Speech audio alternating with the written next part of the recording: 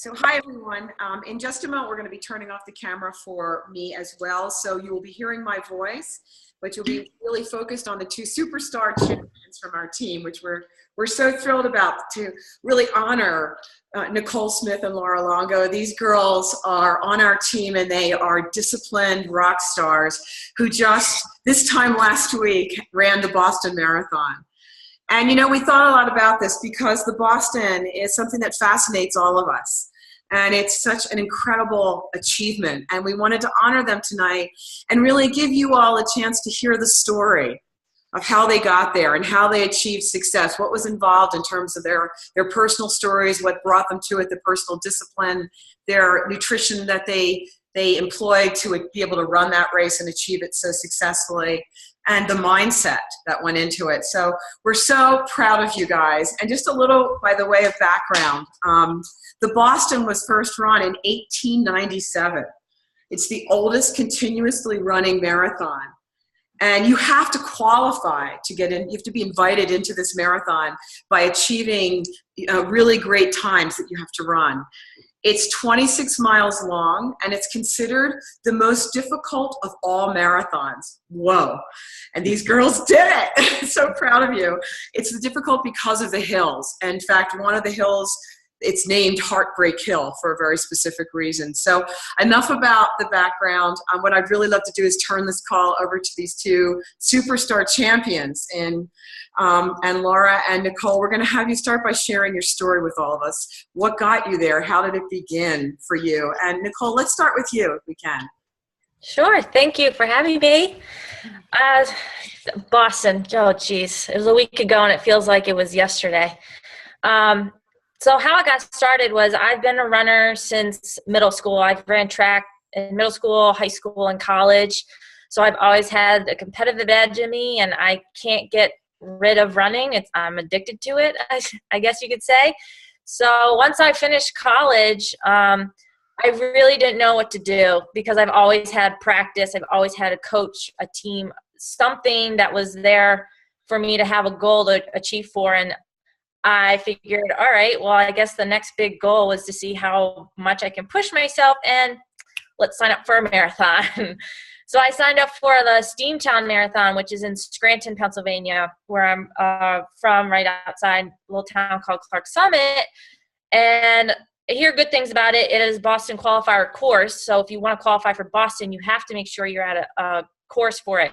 Not every marathon allows you to qualify.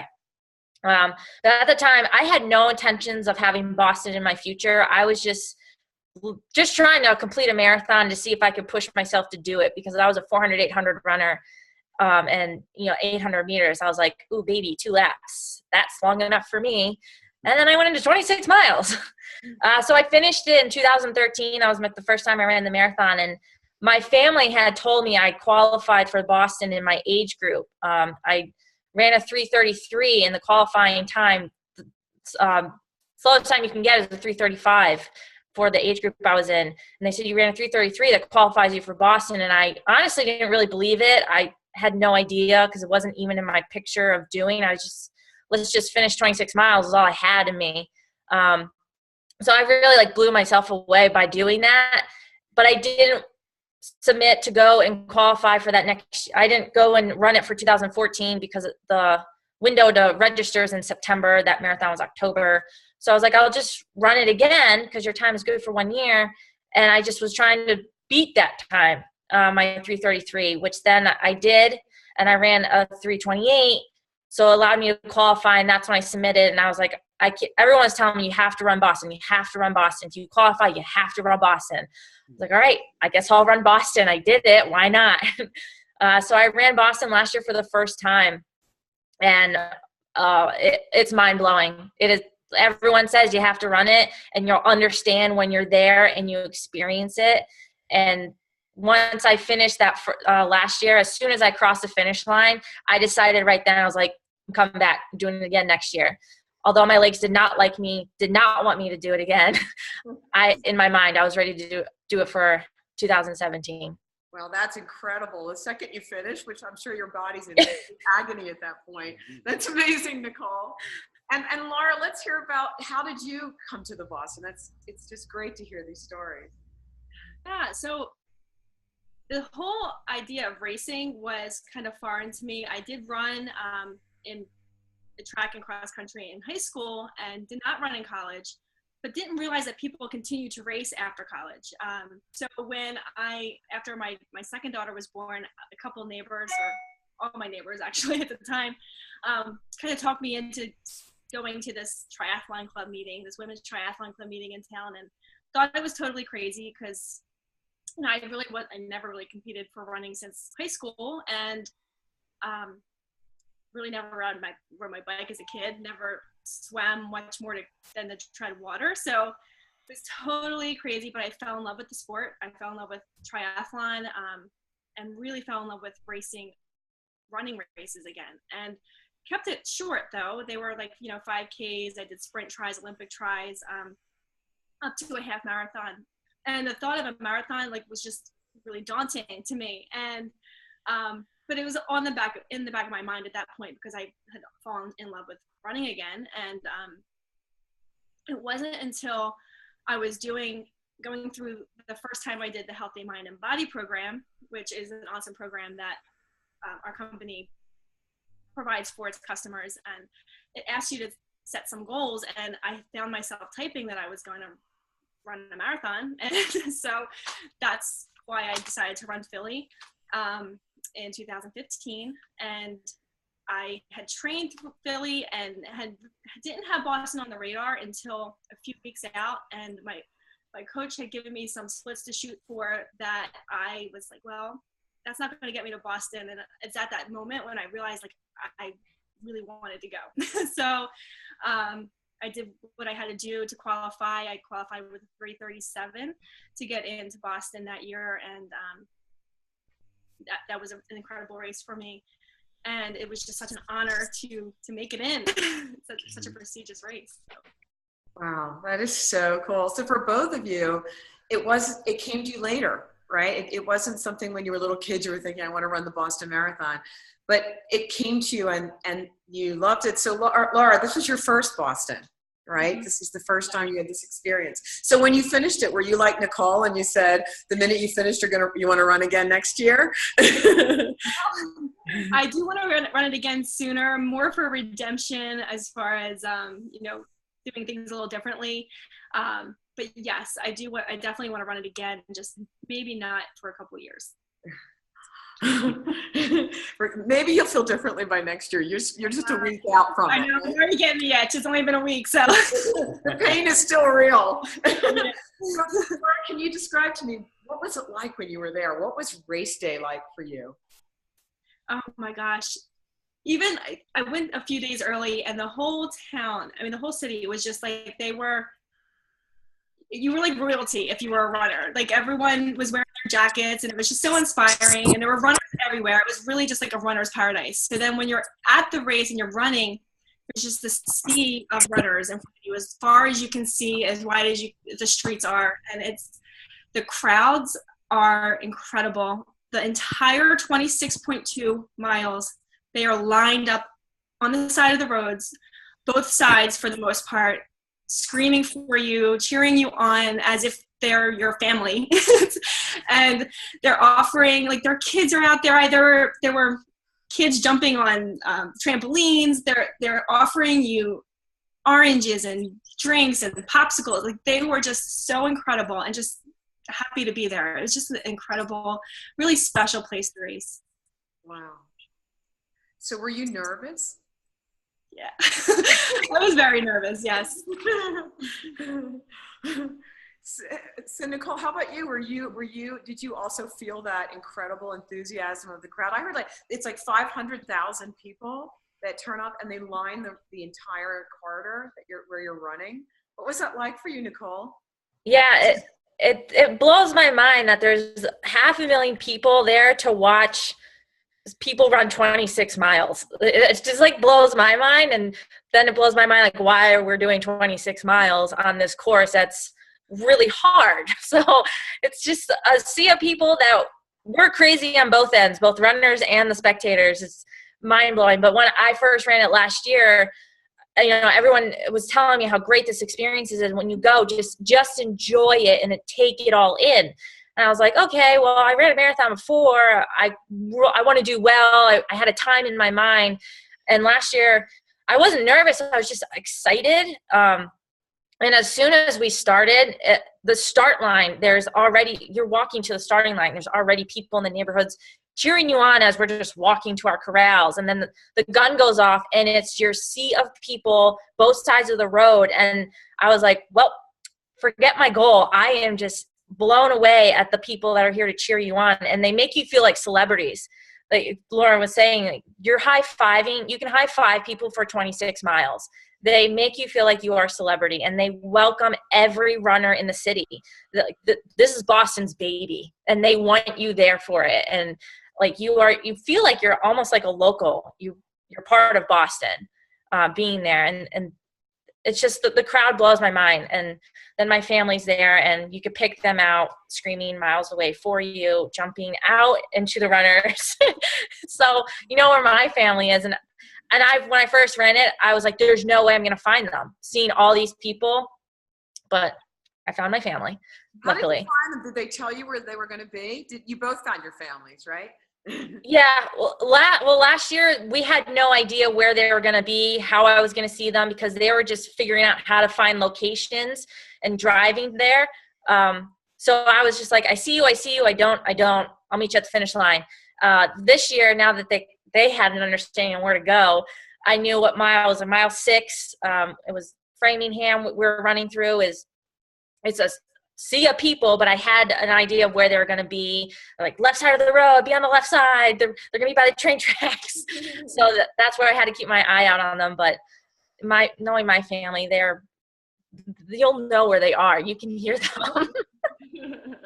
And how about you, Laura?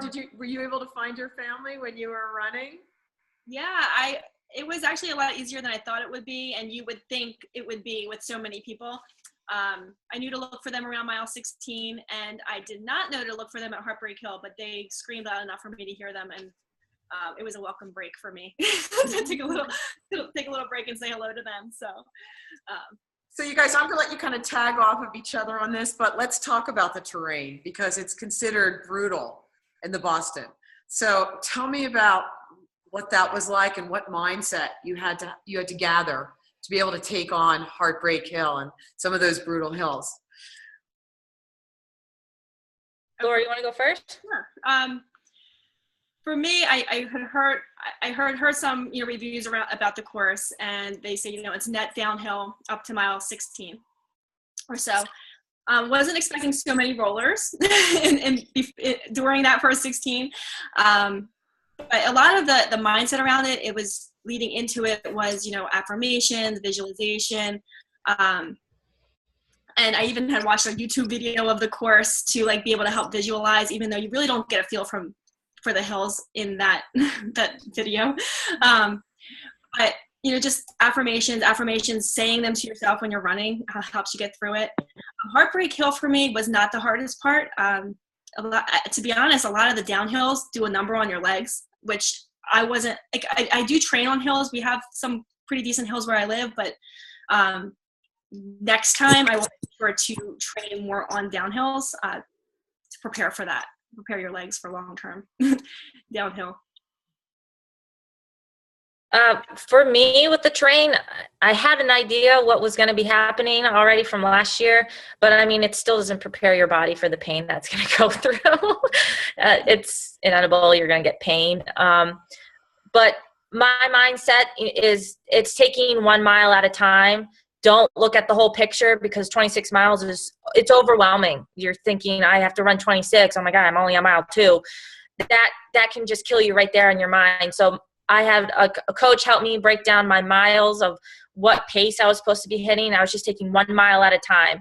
And another key thing is, as a runner, we're packed in with 30,000 people. So people are passing you all the time. And that's a distraction in itself. If you want to run at your own pace, but then you have these distractions of people passing you, and you're thinking, oh my God, maybe I'm not going fast enough. Maybe I should go a little faster and run with them. And that's where mindset, you have to be you have to be strong in your mindset of running 26 miles. Don't let people distract you. Stick to your pace, stick to the goal that you have in mind, run your own race. And I mean, that kind of like goes in for life. You're always going to have distractions. You have a goal. Don't let other people distract you. Stay focused on what you're doing. Run or go through life at your pace, at what you're comfortable with, what you know you can do. And that's kind of like how I take my races. Run my own race at the pace I know I can withstand, and stick to the plan as much as I can. Although weather conditions kind of changed the little things for us, but mine was take 1 mile at a time. Not the whole picture of 26 miles. I love that. I actually really, what both of you said are great lessons for everyone, because it's having affirmations, it's visualizing yourself running that race, hitting the finish line, overcoming the obstacles along the way, and also making it yours. Running your own race, setting your own goals, staying clear on those goals, and then taking them and saying, it doesn't matter what anyone else is doing. I know where I need to be and what I need to do. And that's so powerful, that mindset. So would you say, did that really contribute to your success in getting through the Boston and getting to the Boston? Is it that mindset that drives you? For me, yes. No, the Boston terrain, like we said, it's very difficult. There's a lot of hills, and it's at like mile 16, 17, 19, 20. And we're like, great, that's the best part where our legs just want to fall off. And that's where we have to hit our hills. But that's the mindset where you have to take 1 mile at a time. No, in the future, yes, your hills are coming, but don't focus on the other person who might be getting out faster. And if they attack a hill faster than you, let them go. Stay on what your goal is to do. And for me, I had trust in my coach. I knew what he was talking about and how I was supposed to attack a hill and approach the terrain, and just stay focused in that, where 30,000 runners, you kind of just have to block that out. It's possible, but at the same time, enjoy the crowd. But yeah, I mean, it's just a matter of just focusing on yourself. Don't worry about what other people are doing. That's powerful. So you guys, I know that there was another challenge for you that day, and that was the weather conditions. So what's ideal weather conditions for a race? And then what happened to you that day in terms of weather? We're going to talk about weather, and then I want to move into how you prepared yourself, how you fueled yourself for this race. So they're the two directions we're going to go right now, but let's start with weather. Laura, you want to start? Sure. Ideal weather for running is about 40, 45 degrees. And that's pretty much what I had been training in all winter, that or lower temperatures, which is great. I love running in the cold weather. Not acclimated at all. We haven't had a chance in the Northeast to acclimate to the warm weather just yet. So the week leading into the race, the temperatures were supposed to be about 55 degrees. So pretty ideal. Then it was maybe the day or two before that the temperature started to creep up, and we had, I think, mid 70s, which isn't hot to run when you're acclimated, but it's pretty hot, especially when the sun's beating down on you when you're not acclimated. So it does make a big difference. So that's something I would definitely make sure I heat train somehow next time I do it. Nicole? For sure. Yeah, weather, it played a huge factor on a lot of runners. I went to the medical tent after I finished, and it was very populated in that medical tent. And the nurse was telling me, she's saying because of the weather, when I started, Boston starts the race very late. It's not a normal marathon. They usually start at like 8 a.m. or something. Boston starts at 9:30, and we go on until the last runners start at 11 o'clock. So it's pretty warm at that point. When I started, it was already over 60 degrees. And then we start going throughout the race. We're in the sun the whole time. By the time I finished, which it was like after 1 o'clock, it was already over 70 degrees. But our bodies internally were heated from being in the sun and running that whole time. I probably had a high temperature of, higher than what the degrees was in that day. But cramps was a huge thing. A lot of people were dropping out with muscle cramps and dehydration, because we train in the winter for Boston, and then we come in April, and all of a sudden we had it was 85 degrees on that day before, and then it was going to 70 degrees on the race day. And then Tuesday it was 45 and overcast. Of course. What can you do? But yeah, the nurses were even saying because of this weather, a lot of people, we had to change our goals, change your pace. You know, you might have had a projected goal to run a certain pace in ideal marathon conditions, but with that heat, we had to slow it down a little bit, take it out a little slower, so you're not totally zonked out by, you know, Heartbreak Hill, mile 20 or anything like that. Because the nurses in the medical tents were saying they were just inundated with runners with dehydration, and muscle cramps was a big problem. People were cramping up before by the half marathon point, people were cramping up. Wow, that's amazing. Yeah. So it sounds like you guys you did the best you could. Yeah. Can't control the weather, but you did a lot of prepping in physically in terms of your running all through the winter and getting yourself ready. And Laura, you're talking about some of the things you'll do differently next time, like train in warm weather climate to get yourself ready. I'm curious also in terms of your nutrition. How did you test your nutrition? How did you prepare yourself for the nutrition going into it, and then what did you do on race day? So let's start with those two things. Going into it, how did you prepare, and how did you approach nutrition, and then what did you do on race day? Nicole, since you're up, why don't we have you start? Sure.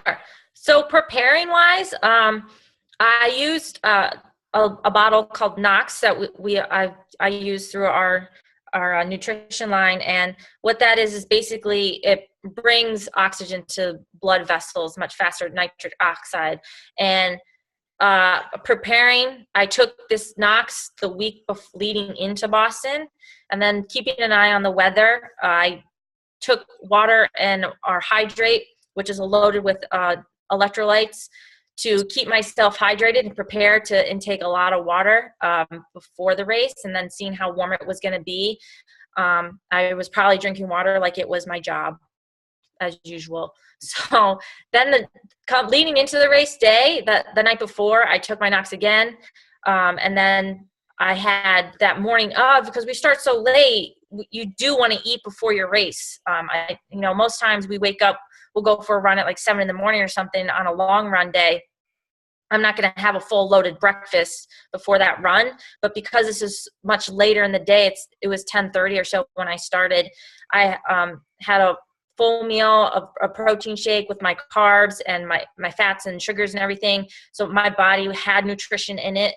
I took an e-shot, which is all natural caffeine and everything in there that I had right before the race, and then a power drink as well. And so that was just my natural boost of energy. It was giving me an Ionix, which is like a liquid gold for energy. Love that stuff. But I took all of that before the race because I had that long morning just waiting until I was getting up to the line. And then afterwards, I had a recovery drink and another shake protein and whatnot to help prepare it, because marathons, you're going to tear your muscles apart. Like Laura said, the quads are just shot. So you need as much protein and branched-chain amino acids to help pair those back up. So I had that immediately after the race. So that's pretty much what I did in terms of nutrition, preparing for it. Yeah, and I know that both of you really believe in the power of the products that you're putting in your body and how it has helped you with this marathon. And so I know, Laura, you also really strongly love the products. You want to kind of walk through, and maybe you guys can just, talk with each other on this. And Laura, why don't we just hear from you? What products did you use? What did they do for you? Want to just touch on the performance products that you were using? Sure. Yeah. So leading up to the race and testing strategies, really it's a lot of what I do daily anyway, my daily routine. So, 1 to 2 shakes a day. At least one of them is a pro shake, which is 36 grams of protein. The Ageless Essentials with Isogenesis, Ionic Supreme, our greens. When I'm snacking, I have things like our bars, whey thins, other things too, of course. And I do have daily Cleanse for Life almost every day. So that is just something I just typically do on a daily basis, no matter what I'm doing. So when I say these things, it seems like a lot, but that's just like what I do every day. So most of my base miles, so when I'm training, there's like base mile days, which are, you know, I have a few runs of the week are like 6 to 7 miles base runs, and I have a workout, which is like either a track workout or some kind of tempo work, which is, I know, faster for speed. And then I have a long distance run, and that progresses. So most of my base 6 to 7, you know, kind of easy miles is fasted because I'm up and out by like 5:30, 6 in the morning, so I can come back and get the kids ready. So, but during the workouts and the distance runs, it was more critical to trial and test what I'd be doing for race day. I had a pretty good idea where to start because I had just done the half Ironman in September, so I was kind of going from that, but dialed it in from there. So marathon, leading up to the marathon, I did my NOx load, which is NOx, like Nicole said, is you know, it creates that nitric oxide production in our bodies. It's kind of like in shot form. So if you're familiar with the e-shots, it's a little bottle, and kind of tastes like a tomato drink. It's really important because it helps you promote that blood flow, which will deliver oxygen and nutrients to your muscles, and it will remove that waste from our muscles. So I take this, I try to take this every day.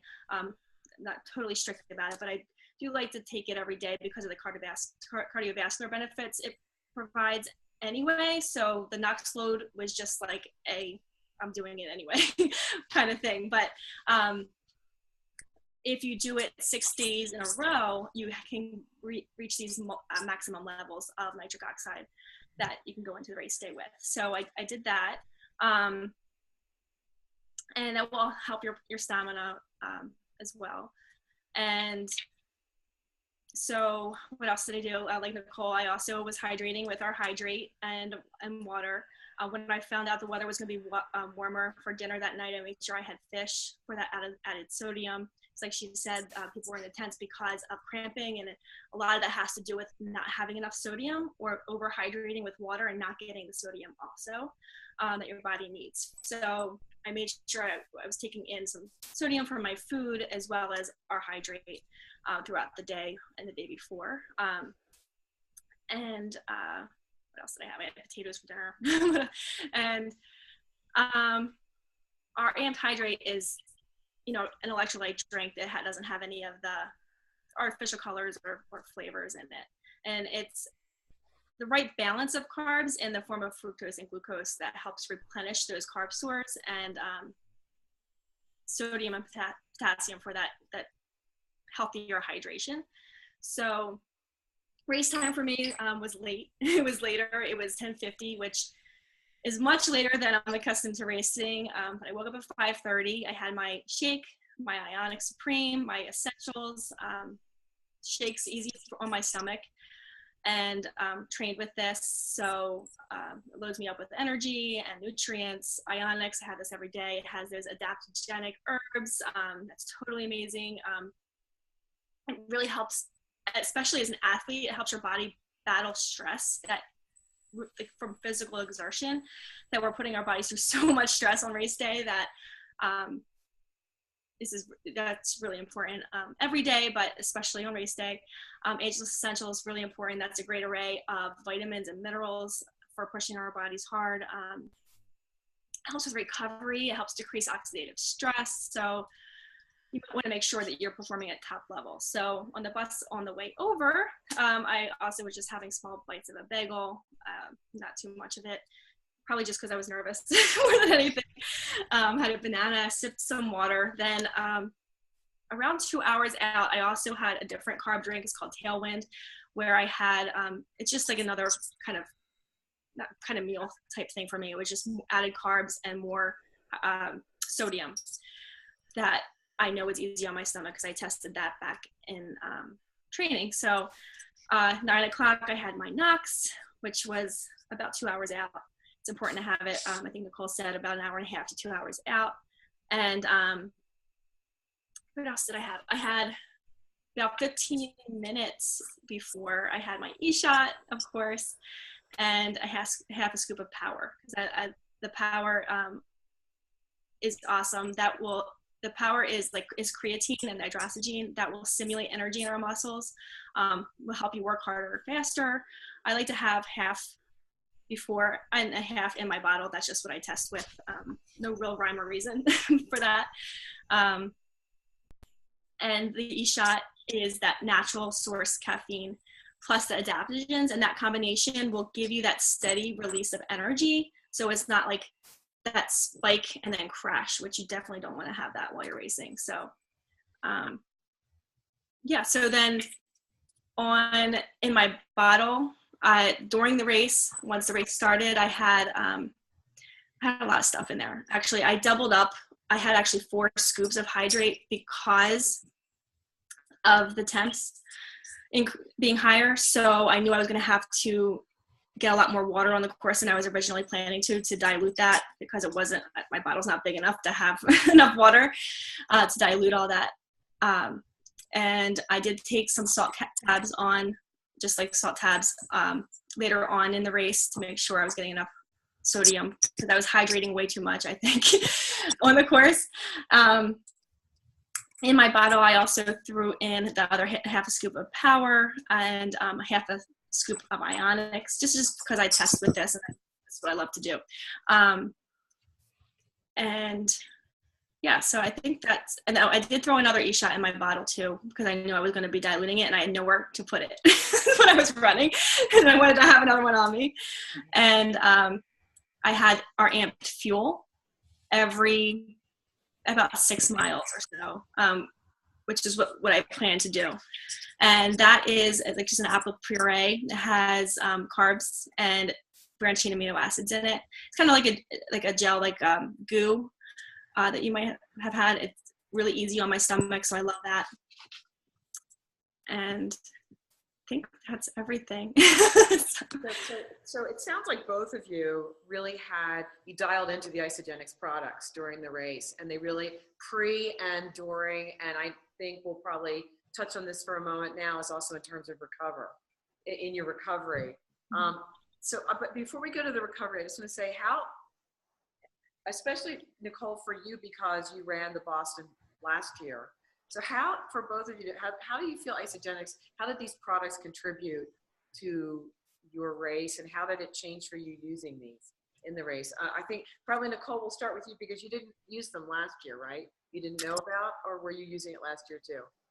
I just started using them last year, and I wasn't consistent with them. I was like dabbing in them, I guess you would say. I've been on them for over a year and a half, and when I started for Boston last year, I was just kind of using the shake here and there to, refuel after I was done with a run, taking ionics, and then like e-shots and the recovery drink. I honestly didn't use Nox like I did this year. One was the taste for me. I was like, no, thank you. But this year I really devoted myself to it, because I knew the benefits of what it would do as an endurance athlete. Getting that extra blood oxygen to the blood flow is huge. So I really just devoted myself to it. Now I really do love them. But last year my recovery was a little bit longer. But now that this coming year, I had this huge change in my recovery. Even during training, I have switched up my training a little bit, and a coach had helped me with that. I did long runs throughout my training, and there was 4 times where I ran 20 miles as my long runs. And within a day to 2 days later, I was totally fine and ready to go and run no problem. Where the year before I did 20 miles, and I was like out for a good 3 days. I was like, nope, I don't think I'm going to run yet. I'm not ready. My legs were sore. And so that was a big eye opener to me, seeing how fast I recovered after a 20-mile run 4 times in my training. And then I was using the Recover, and I was just having a shake and being consistent with that all the time. It made a big change, and then I just saw this change in my endurance. And so going into Boston this year, my goal for my time was much better. And I was able to drop a full 10 minutes, and knowing the heat factor that was going to be into it, I did not expect to do that. I was already in my mind, I was like, all right, we'll take it a little slower because of the heat factor. But yet I really did surprise myself on how I was taking it mile by mile, and I was good for a much longer period of time than what I was expecting to. I thought I was going to have to pull back much sooner with the heat, but I was able to maintain my pace and keep pushing forward to dropping it much better than I thought was going to happen. And I attribute to not only my training, but the products alone. I was like really mind blown over it. And, you know, the week leading into our recovery here, our quads don't like us for a good amount of days, and stairs you want to avoid at all costs. But by Friday, I was on a stationary bike, not doing a hard workout or anything. I was just, you know, pedaling, getting my legs moving again. Didn't want to do any impact yet. You're still supposed to be in like a full week recovery after a marathon. But by Friday, I was like, I can go to a bike. That's no problem. And I was fine. So that to me was like interesting. Wow, how fast I recovered. That's really cool. And, you know, that really says a lot about these products, because there's a lot of focus on this performance line. And Laura, I know you really believe in the performance line. You've talked about it a lot. So how about you? How was it for you, Laura, with these products? Yeah, very similar to Nicole as far as the long runs. I forget exactly how many 20 miles, but it was at least 3 20-milers and a 22-miler in there. And like Nicole said, after a day or a day and a half of those runs, I felt amazing. Like I felt normal. And when I think back to 3 years ago, before I started Isogenics, I would do a sprint triathlon, which is a lot shorter, and I would be like sore for days. And I would come home from the race and lay on my couch and talk to people online because I was just too tired to do anything else. And Matt would have the kids, and it was, you know, a stressful time for him because he thought he was getting off the hook after having them all morning. So, but the difference, you know, between now and then is just unbelievable. I couldn't imagine training for a marathon. I've never done a marathon without Isogenics, so I can't compare that. But I can't imagine training for a marathon without it. That's great. That's great. It sounds like a secret weapon. And I think that's how it's designed too, to really support people in a healthy way and give your body the fueling that it needs and the recovery that it needs, and just really everything to support your body so you get maximum performance from it. Is that how you guys feel? Absolutely. Mm-hmm. Yeah. So since we're talking about that right now, I just wonder, could you guys recommend each of you? I think we can guess that Knox is one of them and eShot might be another, but what are your top products that you love most in Isogenics, and why? Like, so if you're recommending it to other athletes who are endurance athletes and they're saying, okay, what about these products? What would make a difference? What would be the ones that you would recommend for people to make sure that they would incorporate? Well, for me, it always goes back to your nutritional profile. So although these amped products are amazing and I totally recommend them all day long, it always goes back to me to make sure that if it was just a few products they were starting with, that it would be the Isoline Shake and Ionic Supreme and Ageless Essentials before anything else. So either starting amped with those things or after those things, because getting your nutrition in line is really the most important thing. And it comes back to the 4 pillars of health and making sure that our body has what it needs to recover. And back when I started Isogenics, amped wasn't even around, and the results that I had initially were from those products. So that's what it always goes back to for me. But I'd love to hear what Nicole has to say. Yeah. And For me, recommending products for any athlete, the shakes definitely. The Knox is another one, but we've talked about that enough. The eShot is another one that I really, really love. Depending on someone's workout routine is, whether they're a morning person that works out or an evening person. E-shots make a huge difference in your energy and how much you're going to push through in a workout, whether it's running or you're powerlifting. I've noticed a huge difference. Like I said, prior to this year, I just dabbed in products. I wasn't really continuous with them. It was more so I was just having shakes, and I felt the difference in that and my strength alone. But now I was consistent with it, training into Boston for this year. And they were my saving grace. And I just noticed this massive difference in my endurance and just being able to maintain my pace and build up my stamina for the marathon. I always had an e-shot before my runs, and then I always recovered with a shake. And that alone, was another like game changer. And then incorporating the knocks too. But the e-shot's one big thing. And I will say, don't have an e-shot really warm, because at mile 20, I had my sister have an e-shot for me, knowing the temperatures that day. I was like, you're going to have an e-shot and a fuel for me because I'm going to run out on my belt. So I was planning on her to hand me something.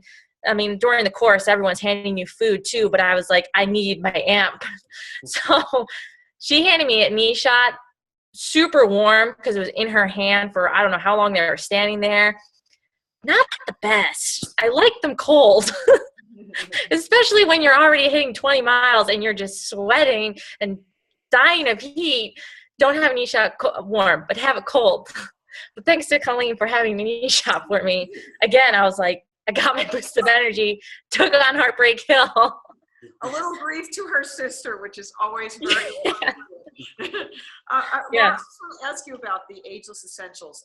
They're the vitamins that Isagenix offers.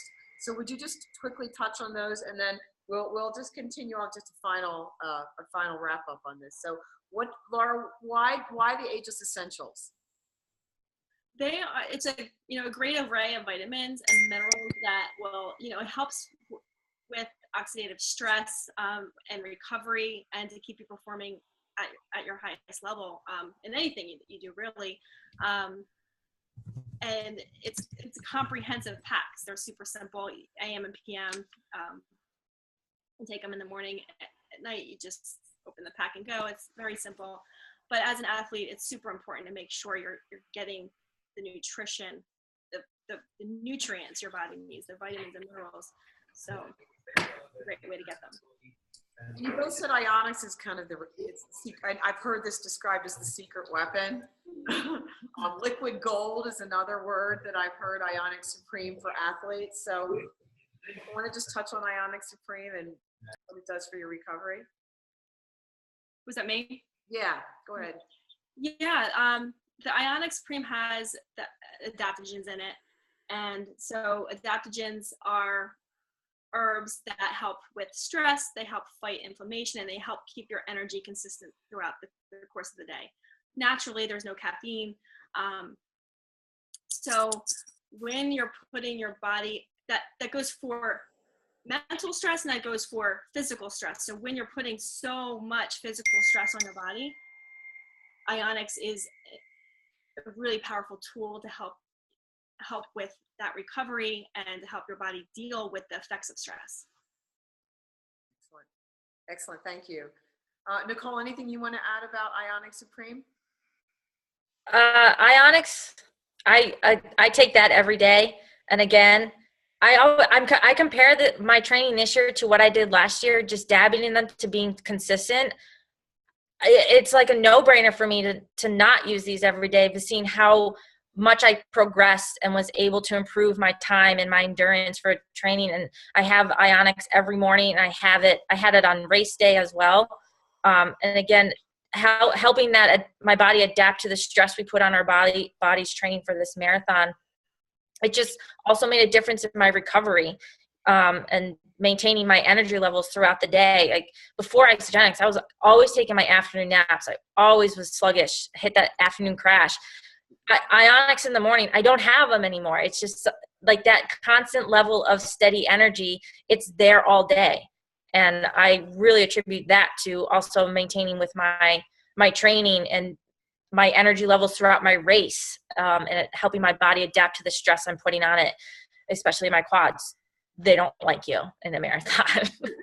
But they were able to withstand much more of the terrain in Boston longer than I had expected. So I had like all these eye-opening moments that I was like, I don't understand how this nutrition does it, but it all makes sense now that I was dabbing in it to being consistent. And it was a huge difference for me. And, you know, I often hear about people who are running the marathons or long races, that they're eating such junk, you know, because you just want to get your hands on carbs and you want to eat. And so they're eating French fries and all this really unhealthy food. And to have something that you can go to where you know you're properly fueling your body, it must make such a difference for you guys. When you're still getting what you need, you're getting the carbs and you're getting, you know, what you need to refuel your body, but you're doing it in a healthy way. It must just give you peace of mind to know that you're doing that. Absolutely. I see runners all the time. They think carbs, well, I need to eat all the bread. I need to eat all this pasta. But they're leaving out a lot of other components that for nutrition in general, you do need carbs, but you also need protein. You need your fats, and you know, all that needs to be maintained at a certain level. It can't just all be on carbs, because you're not fueling your body properly and you're neglecting the other nutrition that still needs to be involved. And I see it all the time. And I was like that beforehand, before I knew about all this. And, you know, I went to college for health and stuff. I always thought, well, carbs, that's all I need. Carbs, carbs, carbs. I'm a runner. But having learned so much more in the nutrition and the science behind these products and what they do, I don't know how else to say it. I'm like so happy I know about it. Wish I knew about it a little before, but I'm happy I know about it now, because I already have other goals in my head on other races I want to achieve, whether my parents know that or not. There's other marathons coming.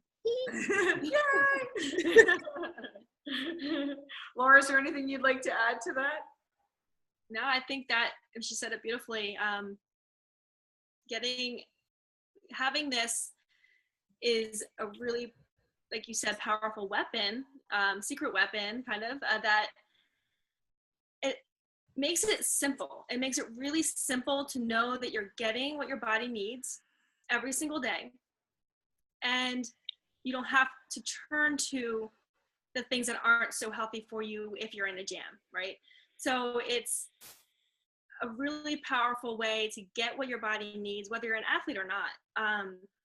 But especially for athletes, because if you're an athlete and you're training for an endurance event like this, you have to eat a lot throughout the course of the day. So knowing that at least 2 of my meals were taken care of is really a cool thing, plus some snacks. And, you know, so it's very helpful to have this where, you know, I'm not worried about portioning chicken and rice and whatever else for my other, you know, my meals. This is my way to get what my body needs and know that I'm getting it without even having to think about it. So yeah, it sounds like peace of mind and time efficiency, which you both need because you're spending so much time running and training. So you guys, you both were terrific. Thank you so much for sharing it. We as a team, we're following you in our hearts all the way through this whole process, and we're just so proud of you. Everyone was cheering and, you know, texting each other back and forth and waiting to see how you did that day, and we were just so exceptionally proud of you. And you know, there's some people out there that probably in their, you know, they've dreamt of running the Boston, and they're getting ready to qualify, or they're thinking, my God, maybe someday I can do it. So do you have any advice for people out there? First of all, get a team behind you that loves you and treasures you the way we do, the two of you. You're amazing. But also, like, just any advice that you would give someone who might be on this call thinking, oh my gosh, I'd love to do that? Any suggestions? First, I want to say thank you to everyone who poured so much love and support into us. I was so overwhelmed with emotion and gratitude for the support I received. I'm sure the same way from you guys, from the team, and for someone who would like to do this, it all comes down to belief. setting the goal, sticking to the plan, like Nicole says, and doing the work, putting in the work to make it happen. And it is such a rewarding experience that, just go for it. Go for it for sure.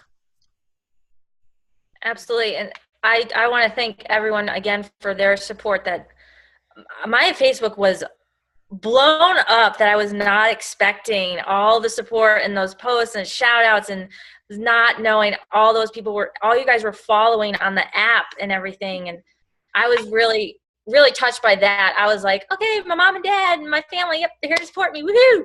And knowing I had no idea all that was going on behind me with you guys. And I really, really appreciate it.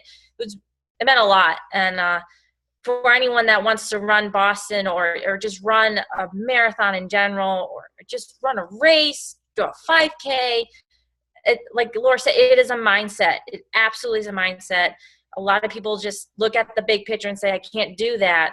But when you break it down piece by piece, it all falls together, and you just got to believe in yourself and doing it. And after running Boston, even last year, and now there's survivors that are running it and they have prosthetic legs on.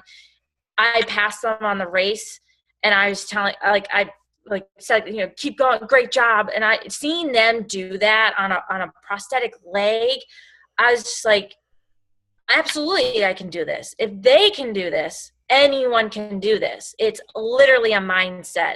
And I was blown away to see how they finished 26 miles after experience that they've gone through in their life.